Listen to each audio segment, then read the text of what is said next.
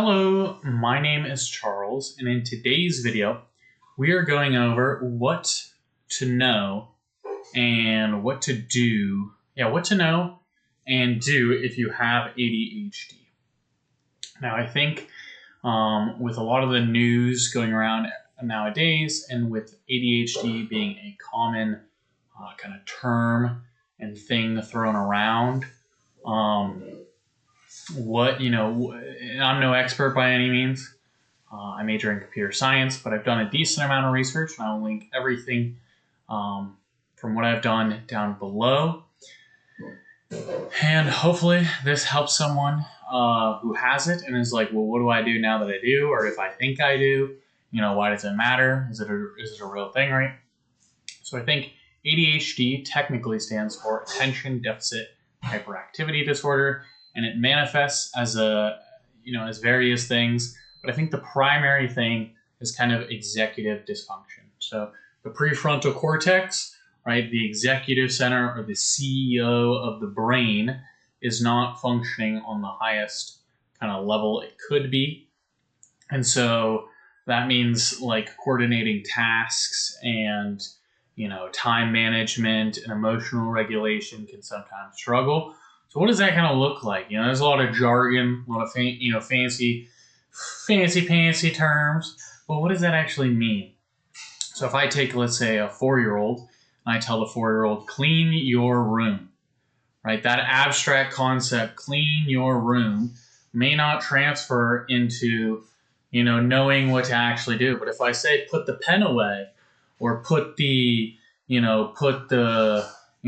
key in the key holder, it may know what that means because that's more direct. So it's not such an abstract concept of clean room. What does a clean room look like? What behaviors add up to a clean room? And so a lot of the time, what people with ADHD struggle with is, let's say, this may describe you. You're 18, 19 years old, or even let's say 20, 21, and your parent comes into your room and says, hey, get a job. And you're like, I don't even know how to do that. How do I write instead of being like, oh, I need to write a resume. I need to schedule out this much time to submit those resumes. I need to go to this website. I need to put this on my, right? Instead of breaking down the tasks to get from abstract concept of get a job to actual job, it just goes, I'm overwhelmed. I don't know how to do all that. It doesn't break down the tasks, and then you get frustrated and you quit. So that would be kind of what it looks like. And some other things to kind of notice from a neuroscience lens. So there's top down and there's bottom up attention. So bottom up attention, like why do people with ADHD get so distracted? Well, bottom up attention is like things in the environment and things that just pop up, catch our attention. And that's like bottom up. For example, you're driving in your car and you see a cool looking car, and your thoughts start going like, that's kind of, I like that color, I like the design of that, right? That's bottom up. It just appeared. Top down attention is like, I'm going to choose to focus on this video. I'm going to choose to focus on my homework. And you localize your attention wherever you choose to place it. And so one kind of happens naturally from the environment, and then the other is top down, where it's like you are placing your attention on something voluntarily.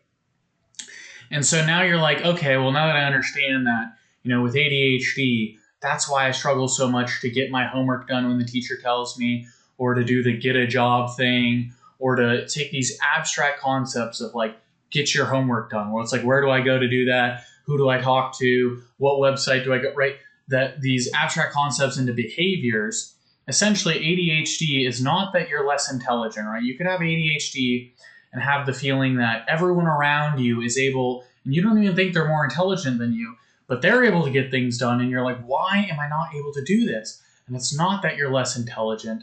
It's that the part of the brain responsible for executing tasks and bringing together, getting from point A to point B granularly, like action by action, is not functioning how it's supposed to. So that leads into like, why should you get diagnosed? And is it even right? Like, why would getting diagnosed even help me? Well, the reason to get diagnosed is because if you do have ADHD, right, then now there's actually a potential solution. It is impacting your life. If you have it, it affects you whether or not you get diagnosed or not. You still have it. You still, like, let's say, can't focus, or stuff blindness, and you forget this over here, and right, whether or not you get diagnosed, it's still affecting you. So if you get diagnosed, at least there's a potential solution and way to figure out how to help it and get yourself to be successful in doing well. And then second is like, oh, I don't even know if it's a real thing. It's like, if you do get diagnosed and you don't have it, then you don't lose anything. That maybe you realize it's some other problem, or right, nothing's lost. You just want to confirm, hey, do I do have it? And there are ways to test more rigorously than just, what you do, like the testing for it that I have received. Amen clinics, they do a SPECT brain scan. And so they're actually scanning your brain for blood flow, and they have a whole questionnaire and testing methodology to determine if you truly do have it or you don't. So there are some pretty thorough and pretty scientific means of determining if you do. And if you do have it, right, and you are not tested, then the solution is going to be a lot harder than if you do get tested and you do get help for it. So you might as well solve the problem or find some way to make life easier for yourself than just be like, oh, well, if so what if I get diagnosed?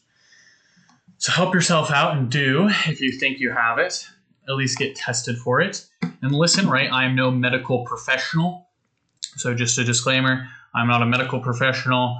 Always listen to your healthcare provider or medical professional for medical advice. This is not medical advice. I just think you should get tested if you think you may have it, or if a lot of other people around you think you do. So so what do you do? Let's say you do have it, and you're like, well, what are they going to do anyways, right?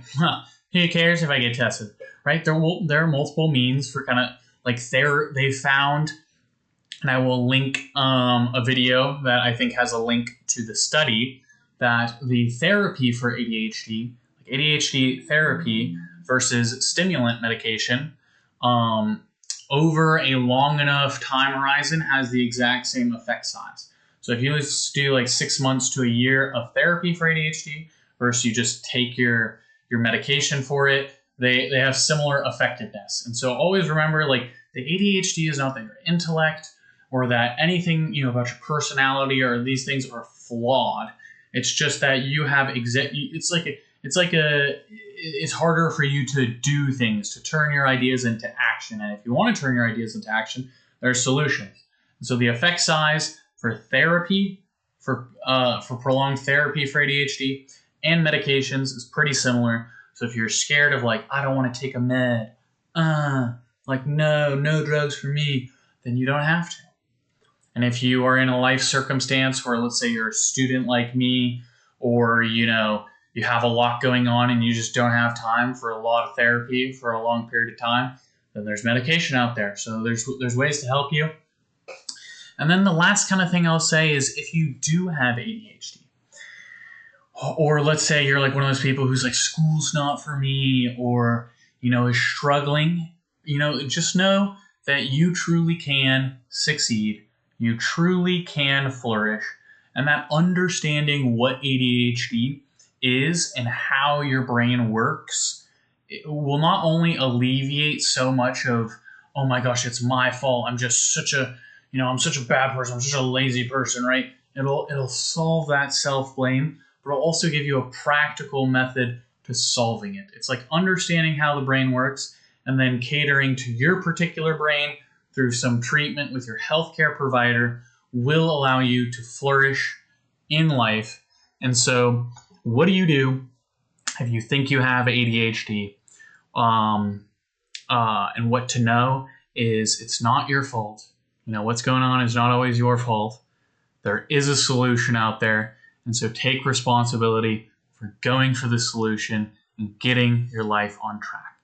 I hope this helps, and I hope everyone enjoys it. I'm more than happy to answer any questions, or if you have thoughts down below, put them in the comment section. And I wish you all the best. Much love. God bless.